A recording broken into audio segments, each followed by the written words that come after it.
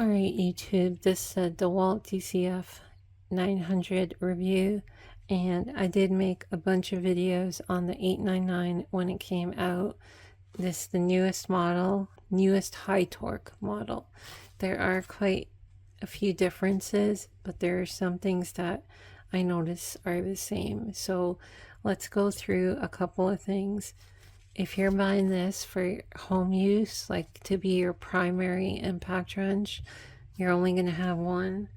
Definitely get yourself sets of like swivels and extensions and short sockets, not just a set of deep sockets, because it is quite a big impact wrench. So to get it behind the brakes, you're gonna find it doesn't fit in all the tight spots that you might need it to. So you might need some swivels and extensions and such. This thing kicks quite a bit. You're gonna need two hands on this, especially if you're not that strong. You'll find it kicks off the nut or the bolt pretty easily. So definitely this is a two-hander impact. Also, it's quite heavy. If you are holding it vertically like this under the car, it will easily kick off the bolt. So definitely need two hands. Let's see what else.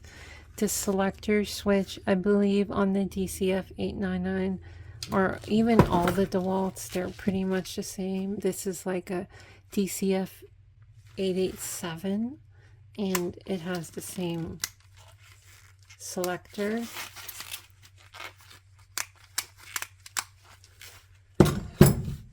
I think these, the good thing about these, they're easy to slide back and forth, okay? The bad thing about that is, if you watched in the last video, I actually pressed it by accident and it was going in forward when I really wanted to go in reverse, and I almost broke the bolt in the caliper. So you really need to be careful with these because they're quite easy to slide back and forth. What else? They changed the selector pad on the bottom here. Now you can turn the light on and off.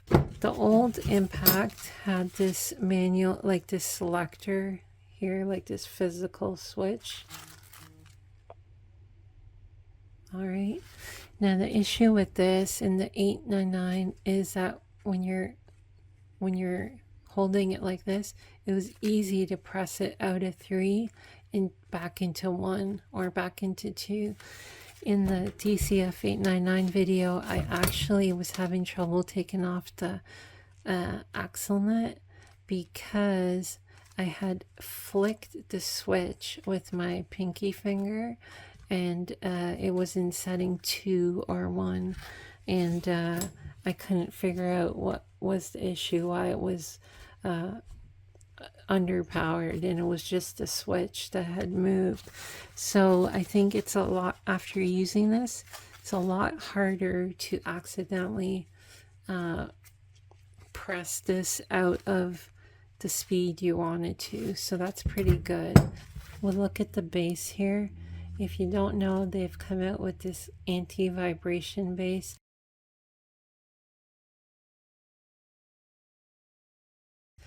This thing looks like a whole new design, and if you look inside, you'll see there's some like rubber bumpers. I don't know if you can perfectly see that.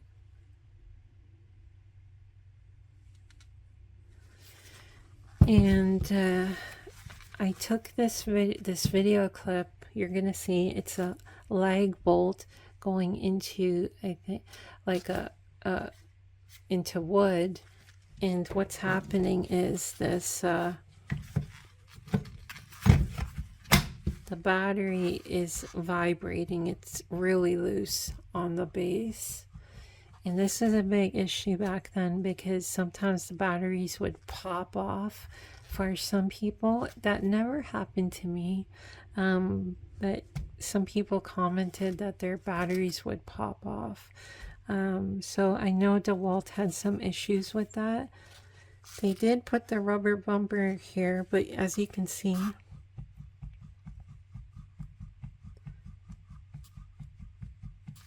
this pretty much shakes as much as the other one, so I'm not really sure.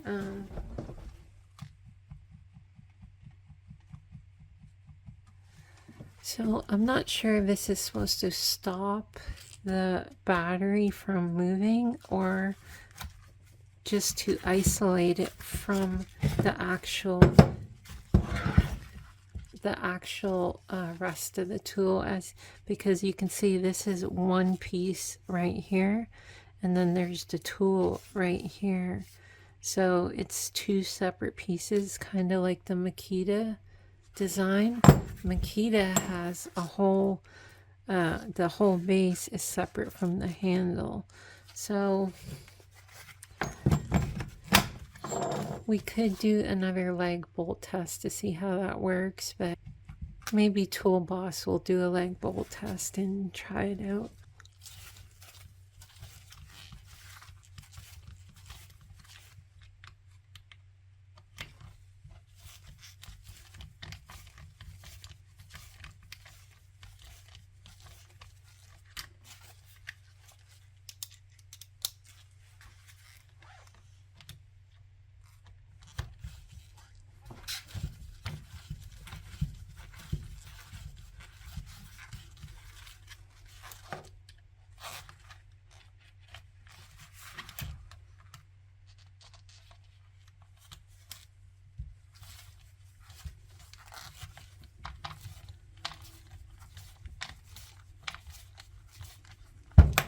All right.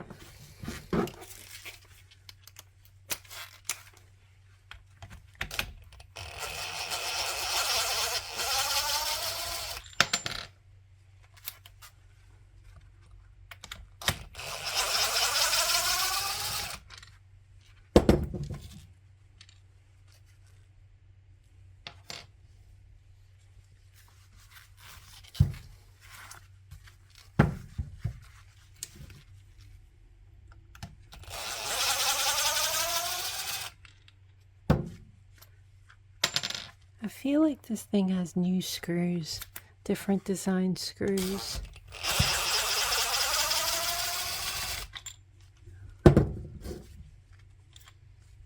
Here's the screw. I don't know if you can see that.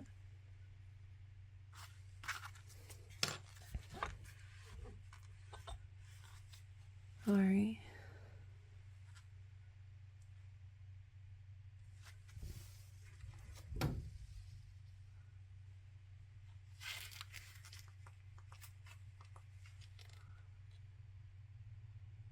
So there's inside the cup.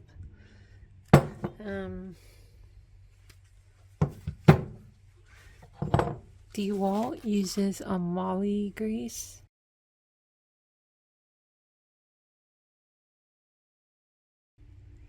And according to their parts list, is very expensive actually.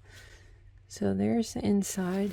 If you're greasing this impact, you can see there's not much in here. That's how much you put back.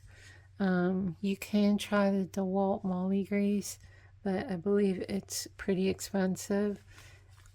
What you don't want to do